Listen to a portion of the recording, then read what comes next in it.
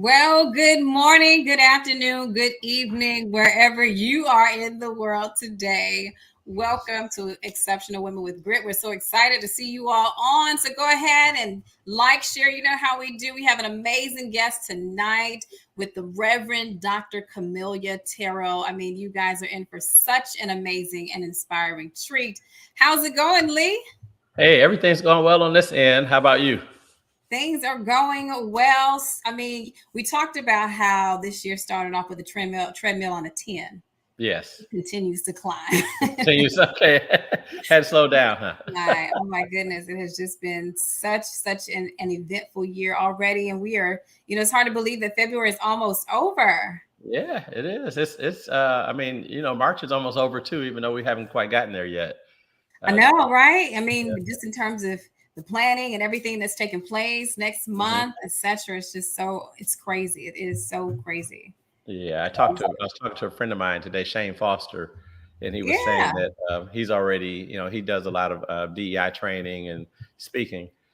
He's like, if I book one or two more things this year, I'm done, and I'm already booking for next year. So, Mm-hmm. that's a great thing, great problem to have, but just speaks to how fast this year is going. So, what are you working on? What do you have going on in your world before we get Man, started? Lee, so many things. So again, we are celebrating 10 years in business, incorporated as vision strategy management, and 10 years of really helping to transform the way that individuals do business, growing them, scaling them. I think I shared with you the last time we're just under $500 million in terms of incremental revenue that we've been able to help impact within our customers and our clients. So we've got a lot of fun things scheduled this year, highlighting a lot of the clients that we've served. Because of our discretionary agreements, we don't put it out there in terms of the clients that we work with, but we invite our clients to do so. And so the ones that feel okay with it, then they're the ones to actually share the nature of what's going on. So we're super excited about that. We've got that going on. I'm working on finalizing this book. So Okay. this one has been a real labor of love. It was supposed to be released last year. Okay. And so this one, I'm looking forward to releasing this next volume book over the next several weeks, Okay. right? Yeah. So I'm super excited about that. Other than that, life as usual, continuing to upgrade Women with Grit, Yes. Yes. Super excited about the podcast. You guys will see a lot of changes in a good way over the next several weeks as we continue to grow the platform for Women with Grit. So I'm excited about it. All right. Well, sounds good. Well, I'll update everybody a little later on in the show, but I'm ready to get started with Yes. Reverend Dr. Camilla Terrell. That's right. So you guys are in for an amazing treat, an inspiring treat that we have this evening. Dr. Terrell, when I tell you, has served in the cosmetology industry for more than 3 decades. And she has distinguished herself as an entrepreneur, Cannes award-winning beauty industry expert, trainer, consultant, as well as author. She opened her first salon in 2004 called Envision Hair and Nails LLC, has garnered a reputation as a diverse full-service salon that specializes in providing excellent services in color, precision cuts, eyelashes, weaves, relaxers, perms, natural hair, as well as makeup. Providing her services on behalf of the public, she is also well regarded for her involvement with fashion shows and media productions, and has worked closely with photographers, models, and other leaders within the fashion industry.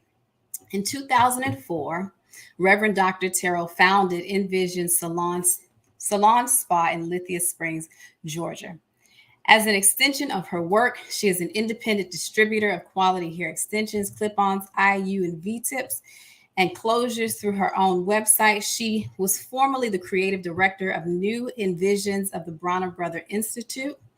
She became a licensed minister in 2001 and is currently working to establish her own nonprofit ministry. She's known for utilizing her hair salon as a form of ministry over the years, and she has been dubbed in her practice as a marketplace minister. She is most notably affiliated with the Word of Faith Family Cathedral, an interdenominational church in Austell, Georgia. She has, an award-winning book called Guidance for Your Journey, an Entrepreneurial's Manual for Success in Business. And in 2015, she hosted a presentation on her book in Atlanta, Georgia, and was named Author of the Year by Secret Place Book Club. As a dedicated advocate on behalf of the community, she is deeply committed to the Douglas County Task Force. The nonprofit seeks to provide education and awareness and training to the community to help eliminate domestic violence, sexual assault, rape, stalking, dating, violence, sex trafficking, and child endangerment. She is a graduate of Mount Pleasant High School. She later studied cosmetology at Lynn-Mar Beauty Academy, where she earned her master's degree in 1990. She has also completed coursework in biblical studies and leadership at Beulah Bible College in 2001, and she became an ordained minister in 2021 and is presently working on her doctorate of theology. Well regarded for her accomplishments, she has been selected for the top 100 Black women list and has been recognized locally with the proclamation for Douglas County. We introduce to you all our guests for the evening, the Reverend Dr. Camilla Terrell. Good evening, Dr. Terrell. How are you? Good evening. Good evening. I am so excited. That was a whole lot of stuff. A lot of greatness. Yes. People start reading to you what you've accomplished in life. You're like, okay, when did I do all that? When did I have time to do all that? But you've done a lot. Yes. Yes, that is amazing. Thank you all so much for having me. I am so excited to share this platform with you all. And man, I love the title. Women with Grit. Women with Grit. Hey, you can't accomplish all that stuff plus raise kids as you've done without some grit, right? Exactly. That's right. So we're so excited to have you on tonight. We love to start the show by getting to know a little bit more about you and your journey. So tell us your unique story of grit.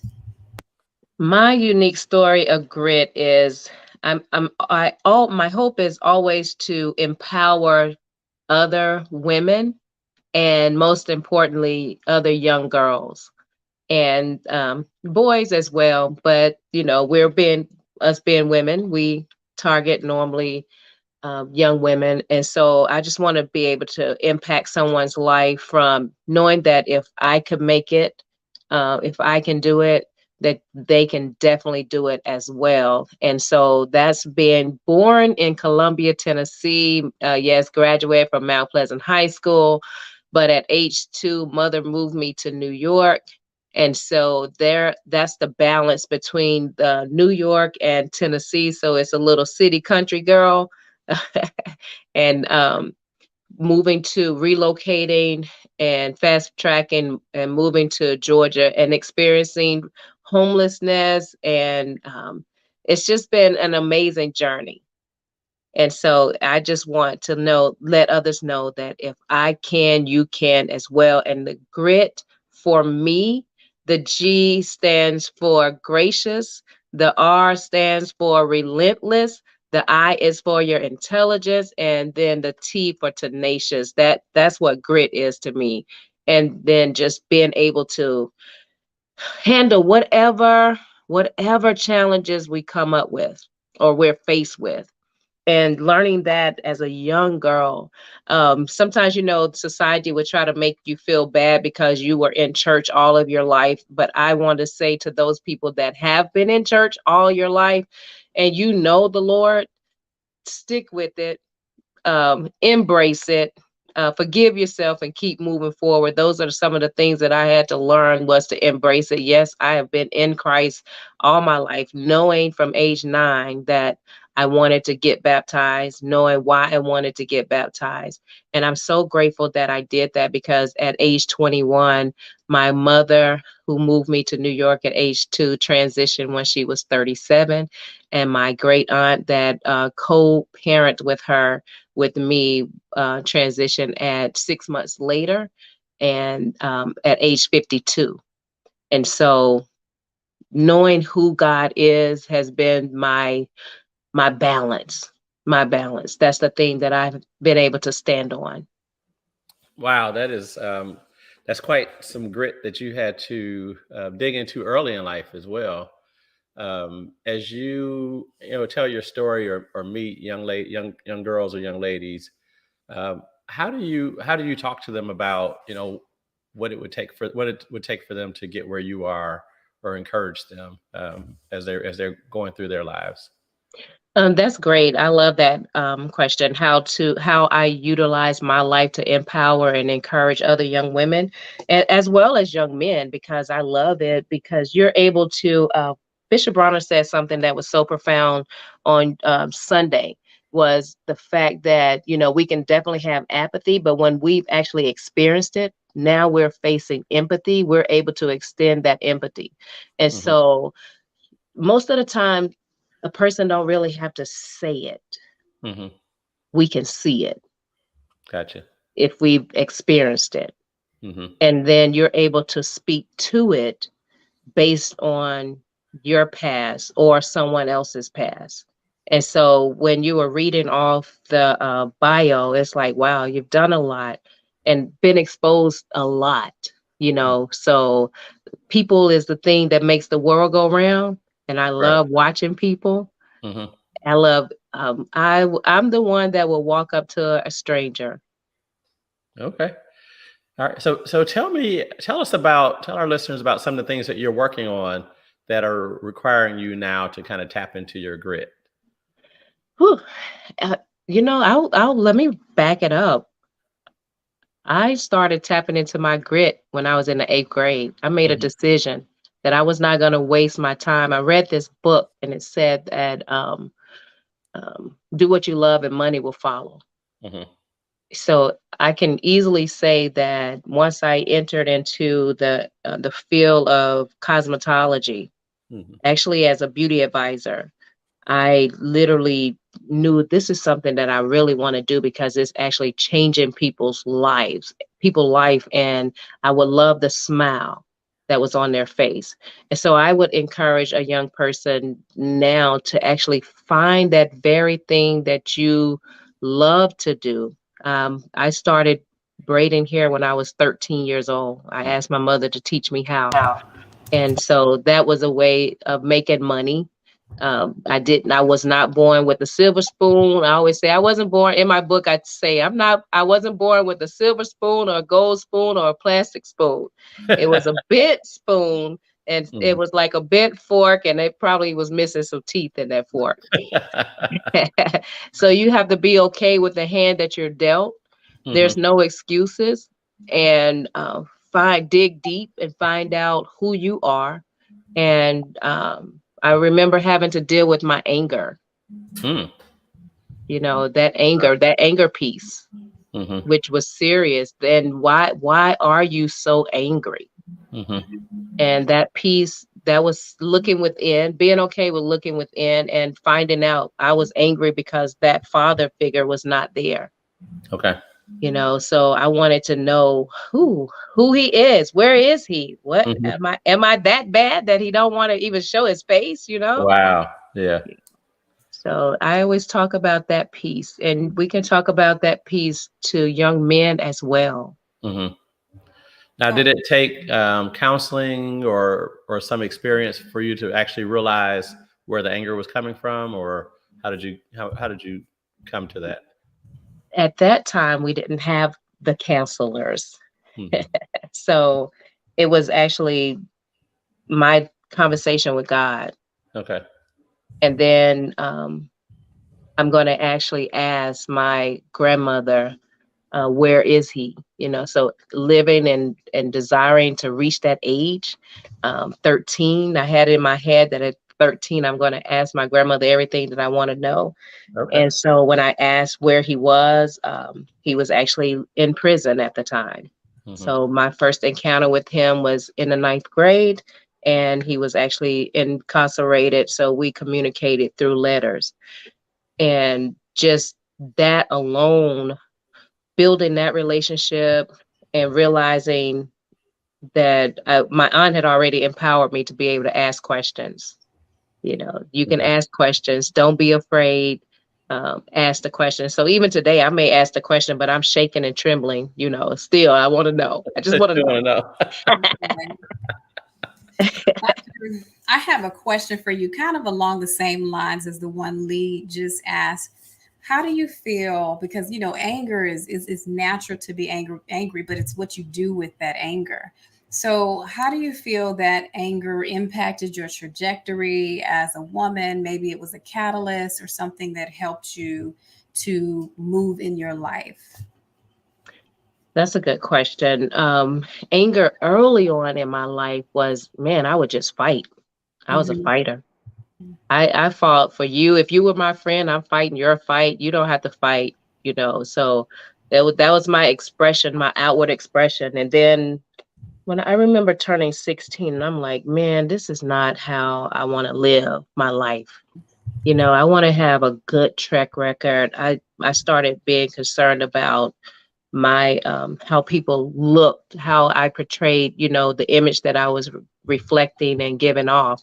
And so I wanted to be that person that, a person can look and actually, like today, I would actually take my advice. And so I really had to dig deep. Prayer, a lot of prayer. I had a coach that would meet me every day in the hallway. It was as if they had a PA system, microphones, and they were saying, Renee is on the lot. Renee is on the school lot. So he would meet me at the door and would walk me to my locker. He was actually a cousin, Coach Willie B. Baker. I always give him the credit for it because he talked to me every single day Yeah. for a whole school term. And he would meet me, walk me to my locker, and he shared with me that my mother had a lot of anger as well as my father had a lot of anger. And he said, what you do with your anger is very important. How you channel that. What type of person do you want to be? He would ask me these questions, thought provoking questions. And Mhm. so those are the things. And still going through life, I remember and my mother, I was sharing with Lee, my mother passed when I was 21. My guardian passed 6 months later when I was 21. So I'm still developing. That's the most crucial developmental age for an adult, right? Yeah. So I found people, prayerfully found people that I would just mimic, look at, watch, observe. And um, I was at a Bible study once, and Bishop Bronner said from the pulpit, he said, it was a Bible study night. And he stood and he said, I don't know who's this for. And you know how he'll say it. I don't know who this is for, but he who angers you controls you. And you don't want anybody controlling you. And I was like, wow, that was for me. Mhm. And so I pulled that down, grabbed it. And I'm like, I really don't want anybody controlling me and but God like that. And so that was a thing that I went to God in prayer about and like really helped me get control of my anger. Mhm. Um, and now I am anger management certified anger management specialist. Look at that. Wow. Look at that. Your Yes, ailment became your ally, or you became an yes, ally to it. Just the aspect of being able to take anger because you've had a personal experience with it. You can identify with how to dispel it and get rid of it. Which is yeah. amazing. I want to go back in your story to something that you said and you breezed over it, but I would love for you to expound upon it. You talked about a season in your life where you were homeless. How did you find yourself in that space and how did you move from that place? That's a great question. How did I find myself in that space? I actually went through a divorce, relocated to Atlanta with my children and actually one of my sons. And I decided to give it a try to go back with my kid's father. Mhm. And it was like the worst thing that life could ever have dealt me. One of the worst things that I felt like life dealt me, but it was a well lesson learned Mhm. that I do today. I am so adamant about not backtracking.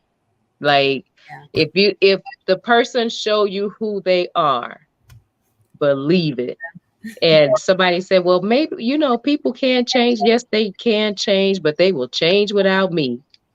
So I ended up being in a sleeping and staying in an abandoned home off of Glenwood here in Atlanta. and still working. And I knew that this was not the plan that God had for me. I knew that that was not the plan, but it was part of the process. And so embraced it. A lady said to me as I'm working in her salon, her daughter's salon at the time, it was called Step in Vogue. And Miss Juanita, she looks and she just said, "I need to talk to you." And she asked me, she said, "Are you homeless?" And I said, she said, "Do you need a place to live?" And I said, "Yes, I do. I need a place for my son and myself to live." And she gave me one of her friends' names that was actually managing an apartment complex, which were townhomes off of Childress in Southwest Atlanta. And she sent me there, and to God be the glory. I didn't have bad credit or anything at the time. I just relocated to Georgia, and so she allowed me to move into a townhome, and that was the way that I got out of that condition. When I talked about earlier, when you see the countenance of a person the countenance on a person's face, that you don't have to say anything, you can just actually help move and mold that person. And that's what Miss Juanita Hudson did for me at that moment. That is truly inspiring and truly, truly amazing. I think that just the aspect of how you're able to move through that, because not only was, when you see things like a physical move take place, there are a lot of layers to moving. There's the physical aspect of it, but then there's the emotional aspect, there's the mental aspect. There are spaces by which you have to overcome, the immediate circumstance and situation that's before you. And one of the things that I want to, expound upon, or would love for you to expound upon, is when you think about your journey and when you think about, the nature of this being Women with Grit, because you've gone on to do some amazing things and you've worked with some really, really amazing people as well. Did you find that you've had to overcome any self-limiting beliefs, anything that tried to hold you back? I know you talked about the anger. Is there anything else that you found along the journey that you said, okay, this was something that I had to uproot, whether it be from my mindset or something that someone projected on me? If so, what was that like for you? Oh yeah, definitely. I had to deal with and face abandonment. I had to deal with and face rejection. These are life things that I had to face, because you think about it, my father wasn't there. My mother and my guardian passed at age 21. So those are abandonments. Yes, they transition, but you can look at it as from an abandonment state. And then rejection. Um, and it gets to the point, I think it got to the point where, you know what, man, life is what he say on the TV show, when he said life is like a box of chocolate. Mhm. You Yeah. never know what you're Right. getting until you bite into it. And it's like life is like that. But I'm so grateful that I was raised up by my great aunt at age 5, that I made a decision to go and live with my great aunt, because that's where my spiritual foundation came in at. At age 9, my first prayer cloth, and learning how to pray at age 5. Prayer has been the key. Faith unlocks the door. It is not a cliche. It is not a cliche. These are actual biblical principles that I realized that I was raised up with. And whenever times get hard, if I'm not here, I can hear her saying, if times get hard, Renee, if I'm not here for you, you can call on God. God will be right there for you. He will answer you. Um, don't waver. I didn't understand all those things, but as life is going and life is building and I'm living life, and now these things are becoming real to me now, what that by and by, some of those sayings, Yeah. Oh, and yeah. Yeah. that we understand it better, Yes, so we do. I remember I joined the church called the Love Center, and under that time, this is the part that Charelle was asking about. what did I need help in. And at the time, Reverend Bernice King was the associate pastor, and Okay. it was, and still today, Pastor Byron Broussard is the pastor of the Love Center. And that was a church for me. It was a deliverance church. Hmm.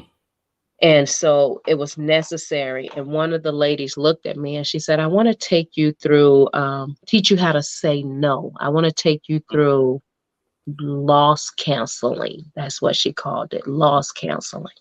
Okay. When I started the therapy, I think I was like Okay. 25 years old. Hmm.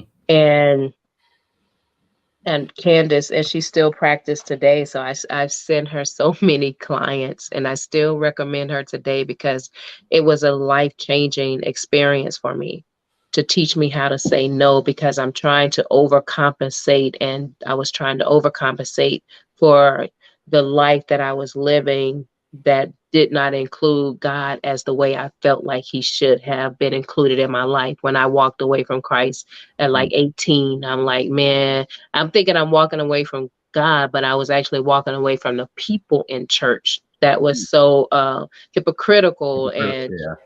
judgmental Right. and all these things, because I got pregnant out of wedlock, and my aunt was like, "You're gonna stand and ask for forgiveness," and I'm saying I'm not doing that at all. Right. So like, y'all can have this church, that was back in Tennessee. So Right. I was like, I didn't understand that piece, because what I'm reading and learning about God did not have anything to do with those religious rituals right Mhm. there. Right. And so, and Candace took me through that counseling session, and man, it was life changing. It was Mm. life changing. I'm like, man, you having to deal with your past and Mm. your present and pushing forward towards your future, Right. So yes. Yeah. So believe it or not, we're halfway through. Uh, just look at the clock. I'm like, wow, 6:30 already. Well, 7:30 your time, 6:30 Central, my time. We're going to take a quick break. Before we go to break, one of the questions I want you to think about while we're on break is, with your experience with church at age 18, you know, and I think so many people go through that. They grow up in the church, and they're, and truly, in a lot of ways, the church turns its back on them when they make a mistake. Kind of as if, whether it's a mistake or not, I don't. It's not always necessarily a mistake, but it's something that the church doesn't agree with, and the church will turn its back on you. But somehow we find our way back to the church, and to the right church, I guess, a lot of times. But with your experience, how did you raise your kids, um, to in the values, and I'm making some assumptions that you instilled Christian values in them and brought them up in that way.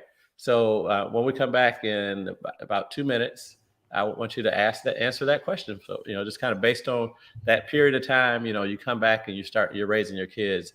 How did you really help? How did you really raise them, knowing what you had done, but what you had gone through with the church?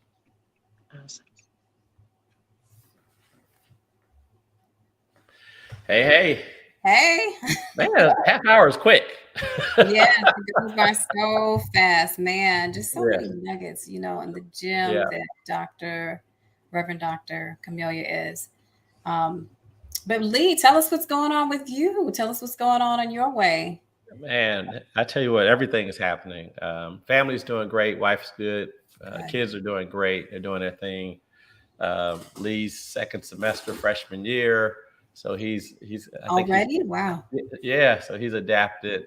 Uh, Daryl's second semester. He's almost graduating from college, so I think he'll finish up kind of in December-ish. So he's excited. I think he's excited about that. I don't know if he is or not. He's got little brothers trying to take his room. Man, that's outstanding. It is happening so fast, It right? does. Happens really quick. Then tomorrow we have our first table meeting of the year. So check that out, Awesome. thetableaction.com. When I tell you the things that are happening with our members and the people they're meeting and the networking and the real intentionality of what we're doing to help Mm-hmm. increase the level of prosperity for people of color. It's happening, and it's exciting to see it happen. People meet one of the meetings, and next thing you know, they're doing a deal together, and so that's really exciting. So we have our first membership meeting tomorrow.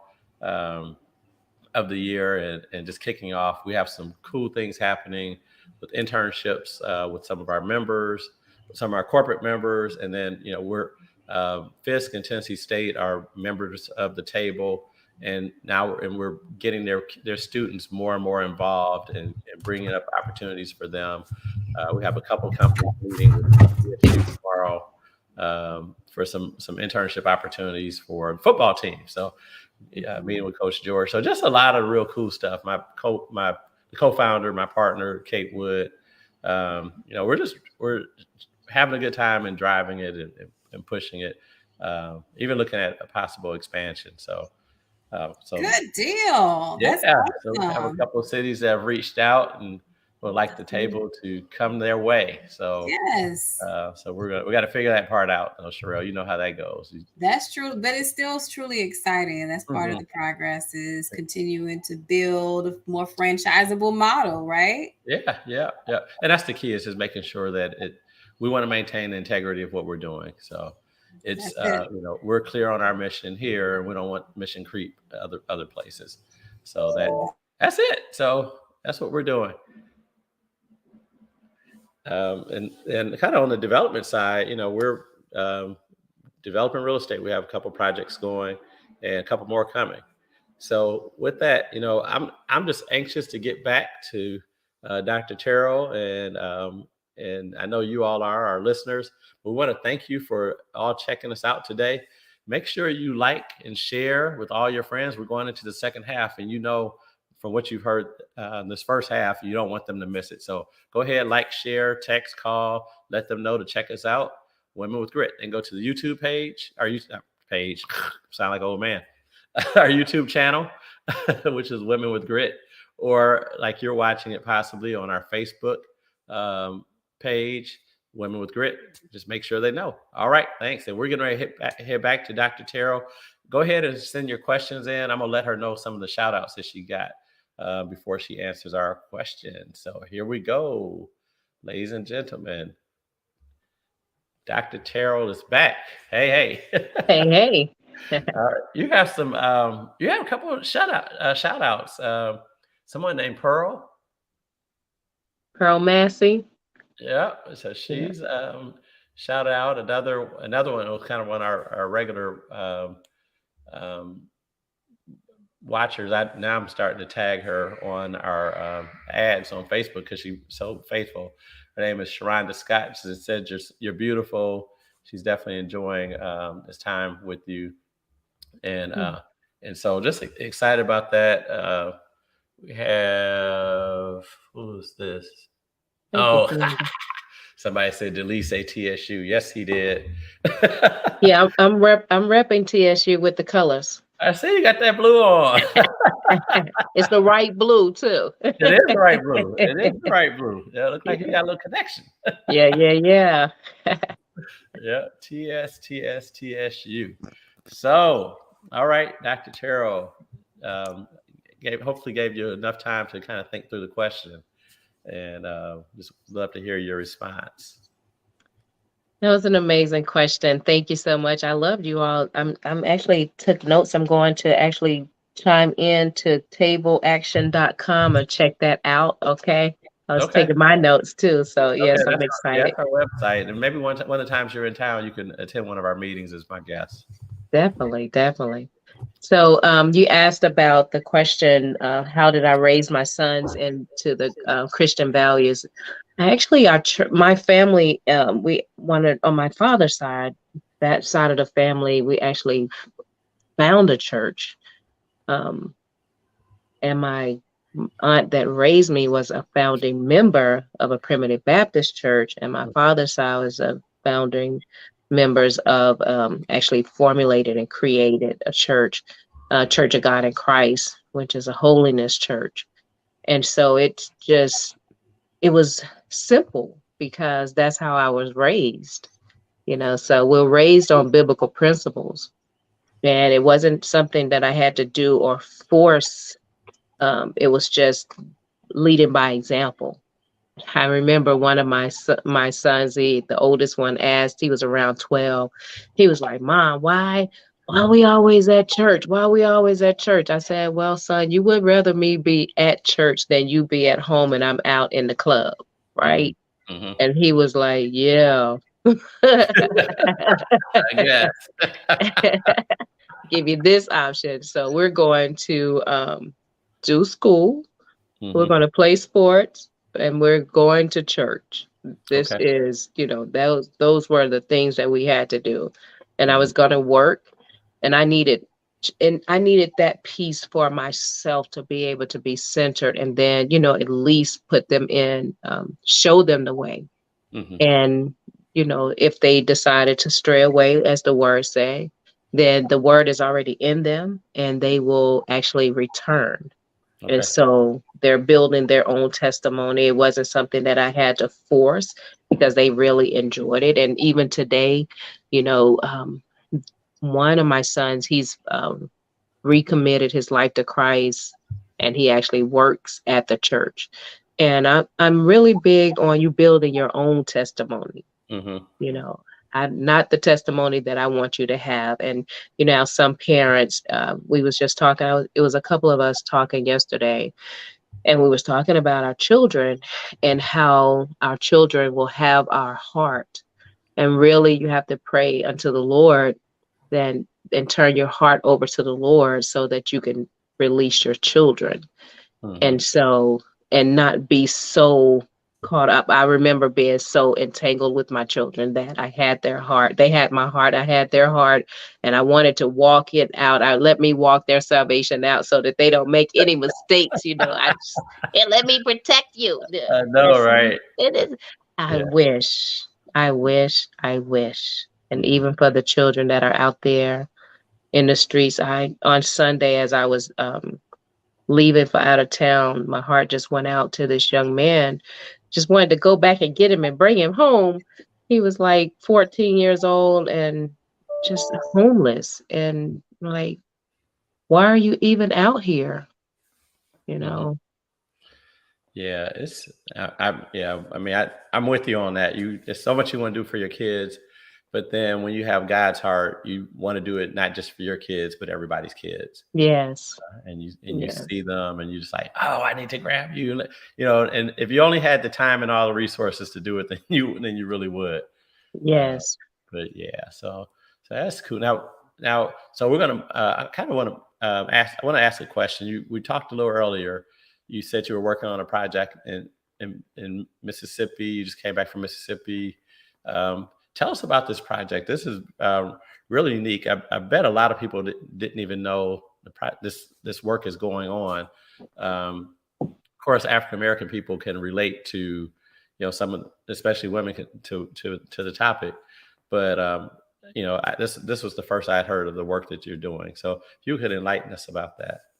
Yes, thank you so much. That project is called the Crown and Glory Act. It's actually titled Crown and Glory Discrimination Act. And what it is the racism against the African American and how we wear our hair, from the young lady that, or I think about the young guy that couldn't wrestle until they cut his dreads. And my heart. I remember being in cosmetology school, and a young child hair was so matted that we had to cut it off. I literally started crying. And my teacher said, "Oh, you're going to make a great hairstylist because of your passion for it." But just the fact that, in the military, the women can't wear, or men, they can't have hair on their collar, and it has to be above the collar. They can't wear, in some schools and some corporations, you can't wear braids, bantu knots, or extensions, and any Afrocentric. It's definitely not this hair right here. You have to get your hair pressed out, and so it's racism um, at its finest. And so what we did in Jacksonville, and not Jacksonville, in Jackson, Mississippi, was one of the states that we brought awareness to. And there's 27 states that this Crown and Glory Act is it has been submitted to.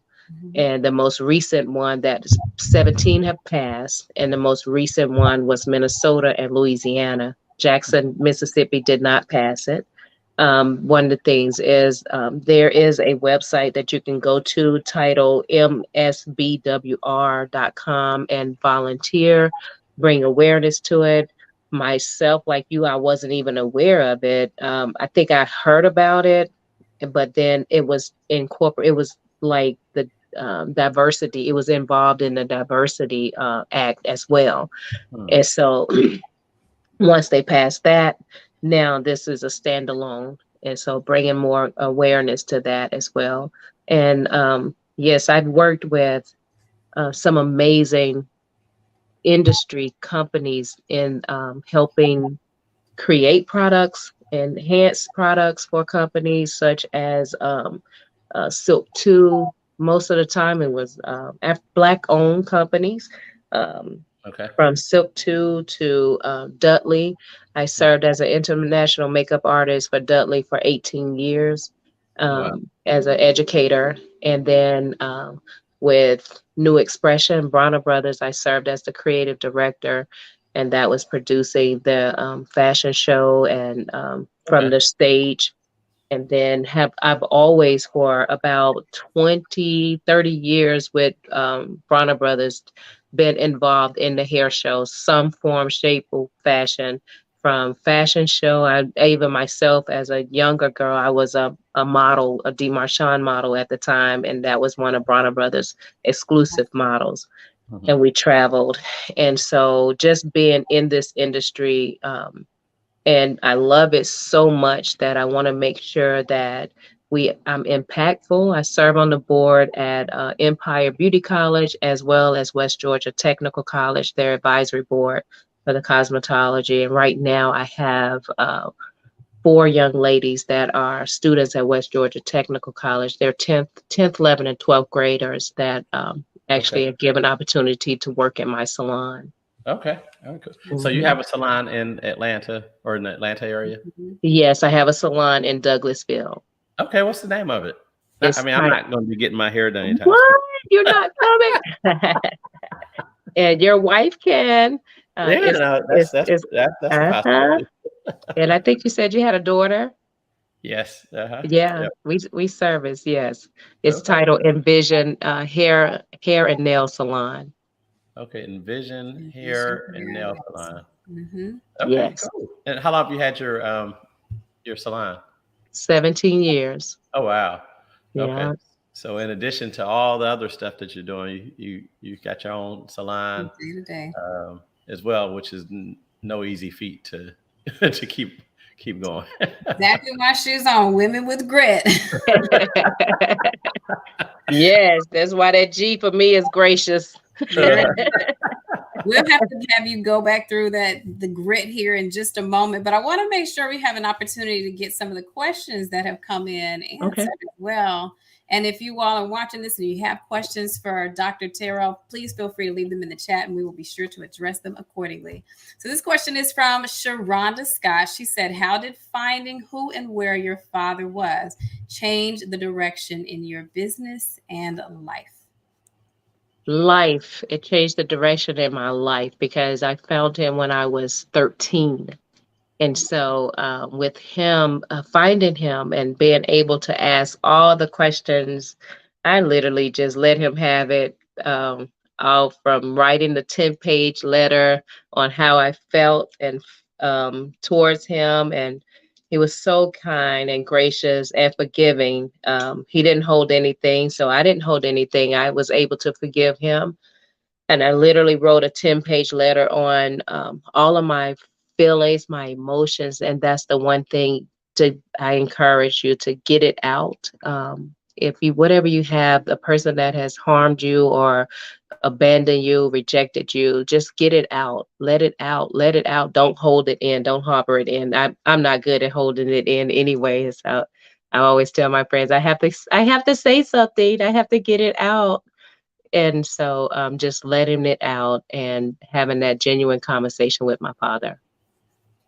Awesome. I think that one is so important, especially with so many girls that have grown up without their fathers and just trying to work through that space of abandonment and healing from that. So thank you for sharing that. Yes. We have another question for you, and this one is from Let Freedom Ring. It reads, how did you get connected to the higher power folks in the beauty industries, stars, Bronner Brothers, etc.? That is so amazing because I even had the opportunity to service Miss Coretta Scott King. Wow. I just say what's in you.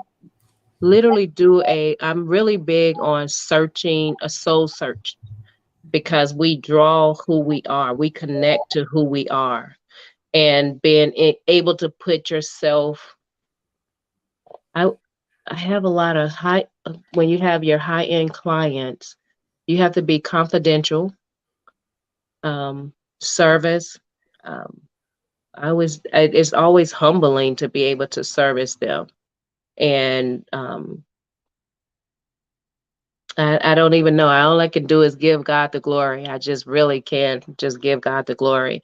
I remember doing a fashion show, and every time I would do my own makeup, and this photographer, he would ask me, this is how I started working and with high-end clients. And this photographer would ask me, who did your makeup? Who did your makeup? And I would say, me.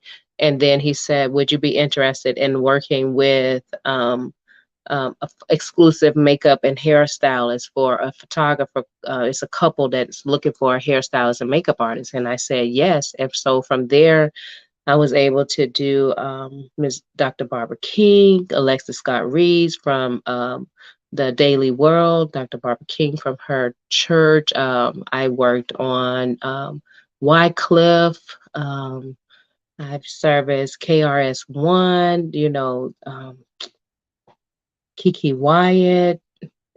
It's been so many that you just doing what you do and enjoying it.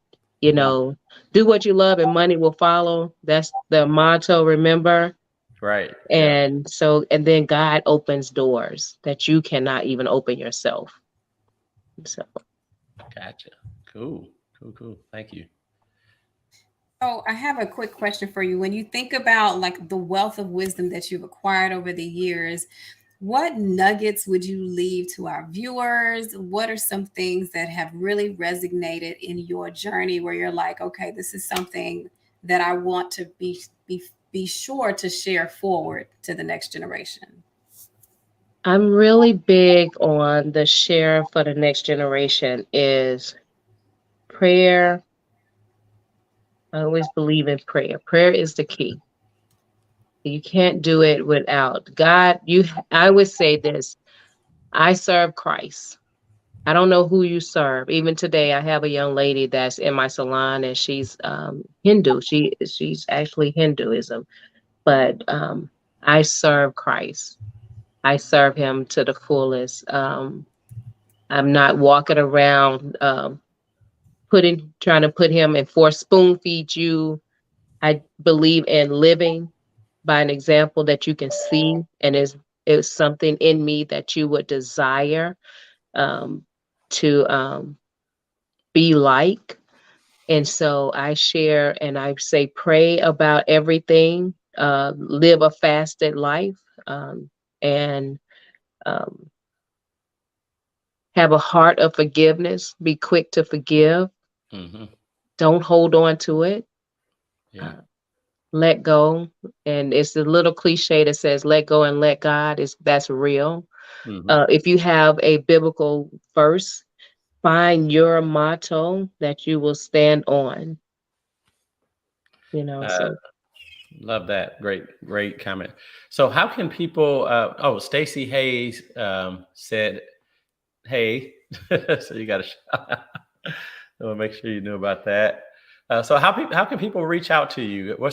How can they follow you? I don't know. Do you journal through IG or Facebook? How can people connect with you hmm on your social? I have an author's page on Facebook, and it's Camilla, Camilla, Renee, Renay Terrell, Terrell, Mhm.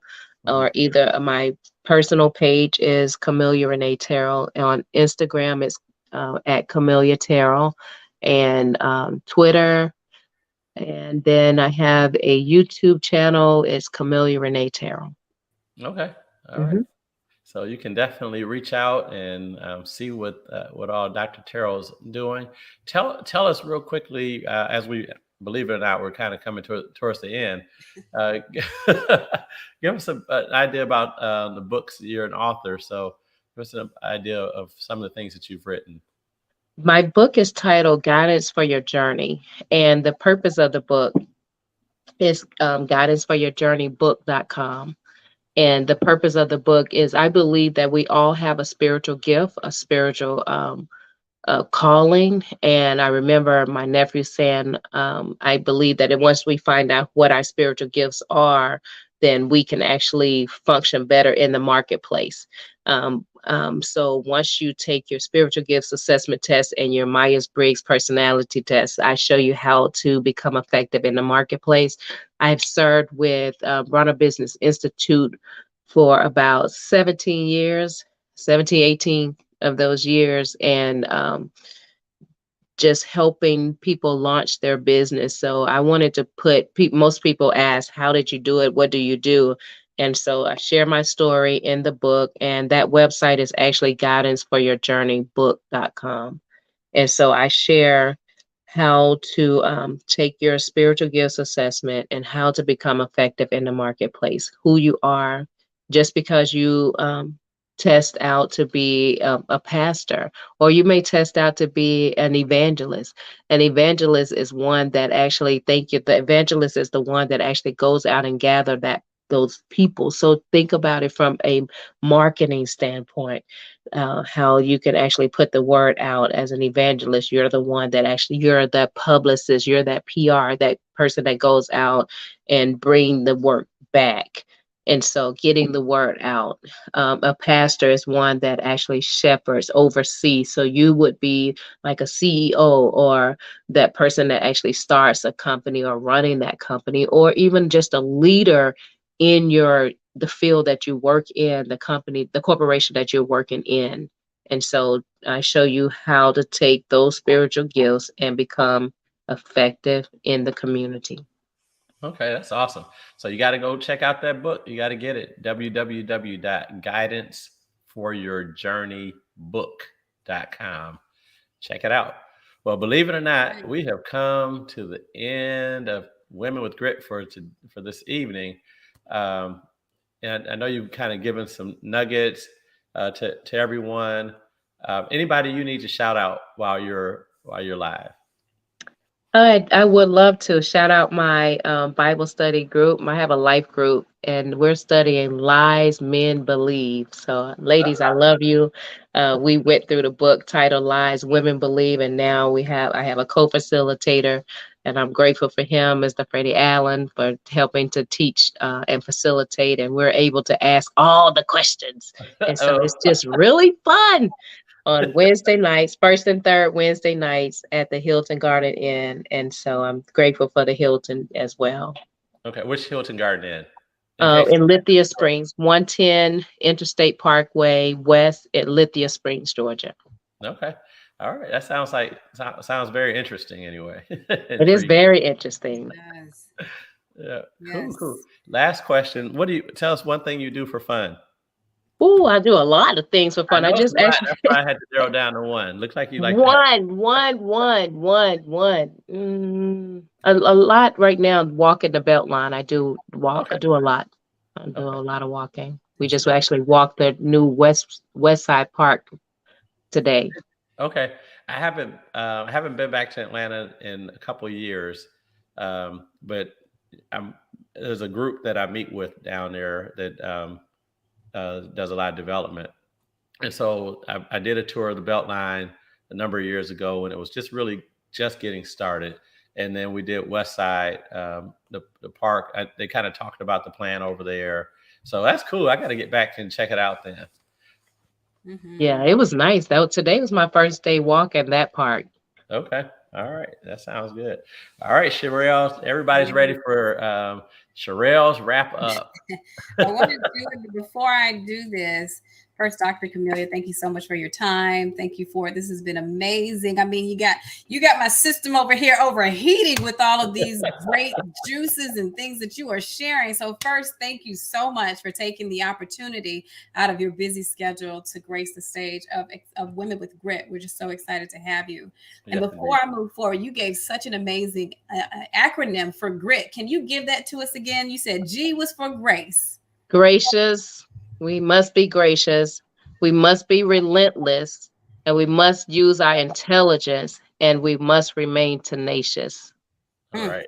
There we go. I love that. So I'm I just see gonna that again. say it again. Huh? I said you may see that again on some of our Yes. advertising. Yes, Yes. gracious, Yes. relentless. We must use our intelligence and remain tenacious. That one is Yes. extremely key. So, really quickly, Dr. Camilla said, you want to make sure that you forgive yourself and grow from it. Experiences in life, they help to cultivate who you are, but they don't have to be the trajectory of where you're going. You choose that and you define exactly what that is. You don't always have to say it. You have to be able to sometimes see it, though, right? And the ability to recognize that sometimes you have to say it to see it, right? In order to be able to conceive things in life.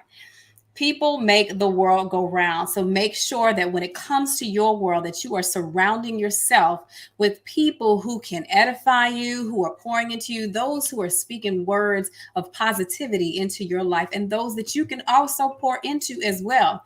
Find that thing that you love and then go and do it, and the money will come.